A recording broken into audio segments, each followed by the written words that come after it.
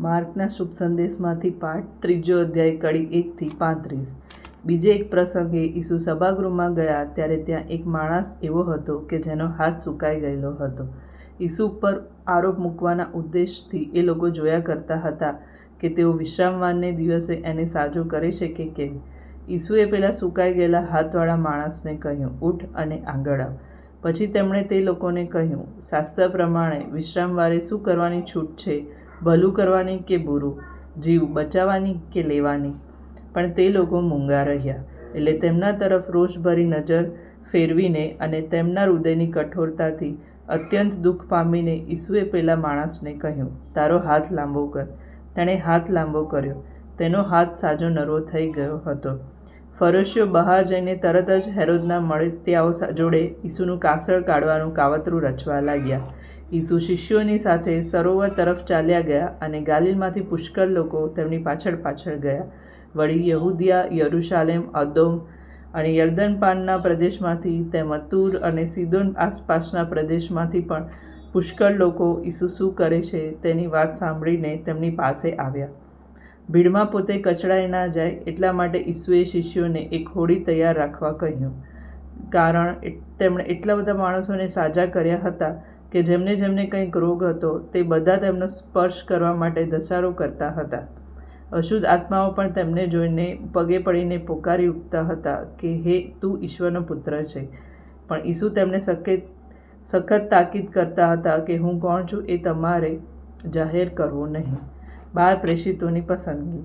પછી ઈસુએ પર્વત ઉપર જઈને પોતે ઈચ્છતા હતા એવા માણસોને બોલાવ્યા, એટલે તેઓ તેમની પાસે ગયા। પોતાના અંતેવાસીઓ થવા માટે અને શુભ સંદેશની ઘોષણા કરવા મોકલવા માટે તેમણે અબદૂતો કાઢવાની સત્તા આપીને 12 જણને નક્કી કર્યા। તેમણે નીચેના 12ને નક્કી કર્યા, સિમોન, જેનું નામ તેમણે પીતર પાડ્યું, પછી જબદીનો પુત્ર યાકૂબ અને યાકૂબનો ભાઈ યોહાન, એ બંનેનું તેમણે નામ બને-રગેશ એટલે કે મેઘગર્જનાના પુત્રો એવું નામ પાડ્યું।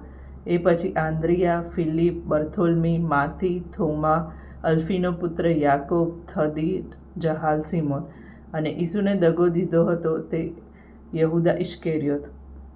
ઘર ફૂટે ઘર જાય। પછી ઈસુ ઘરમાં ગયા અને ફરી લોકોનું એવું મોટું ટોળું જામ્યું કે તેઓ ખાવા પણ ન પામ્યા। ઈસુના સગાવાલાઓને જાણ થતાં તેઓ તેમને સંભાળવા માટે આવવા નીકળ્યા, કારણ લોકો એમ કહેતા હતા કે એ ભાનમાં નથી। યરૂશાલેમમાંથી આવેલા શાસ્ત્રીઓએ પણ કહેવા લાગ્યા, એને તો શૈતાન વળગ્યો છે અને એ તો અબદૂતોના સરદાર શૈતાનના મદદથી અબદૂતો કાઢે છે। એટલે ઈસુએ તેમને પોતાની પાસે બોલાવીને દ્રષ્ટાંતો દ્વારા સમજાવ્યું, શૈતાન શૈતાનને કેવી રીતે કાઢી શકે? કોઈ રાજ્યમાં જો ફૂટ પડે તો તે ટકી શકતું નથી, જો કોઈ ઘરમાં ફૂટ પડે તો તે ઘર ટકી શકતું નથી। અને જો શૈતાને પોતા સામે માથું ઉંચક્યું હોય અને તેના પોતામાં જ ફૂટ પડી હોય તો તે ટકી શકવાનો નથી। તેનો અંત આવ્યો જાણવો। કોઈ માણસ બળવાન માણસના ઘરમાં પેસીને તેની મતા એમને એમ નહીં લૂંટી શકે। પહેલાં તે બળવાન માણસને બાંધે અને ત્યાર પછી જ તેનું ઘર લૂંટી શકે। હું તમને ખાતરીથી કહું છું કે માણસના બધા પાપો અને તેઓ જે નિંદા વચનો ઉચ્ચારશે તે બધા માફ થશે, પણ જે કોઈ પવિત્ર આત્માની નિંદા કરશે તેને કદી માફ નહીં થાય, પણ તે ચિરંતર પાપનો ભાગીદાર બને છે। એ લોકો કહેતા હતા કે એને અશુદ્ધ આત્મા વળગ્યો છે, એટલે ઈસુએ આમ કહ્યું। ઈસુના સાચા સગા। એવામાં તેમના મા અને ભાઈઓએ આવીને બહાર રહ્યા જ તેમને બહાર આવવાનો સંદેશો કહેવડાવ્યો। ઈસુની આસપાસ ઘણા લોકો બેઠા હતા। ત્યાં તેમને સંદેશો પહોંચાડવામાં આવ્યો કે આપના મા અને ભાઈઓ બહાર ઊભા છે અને આપને મળવા માંગે છે। ઈસુએ કહ્યું, મારી મા કોણ અને મારા ભાઈઓ કોણ?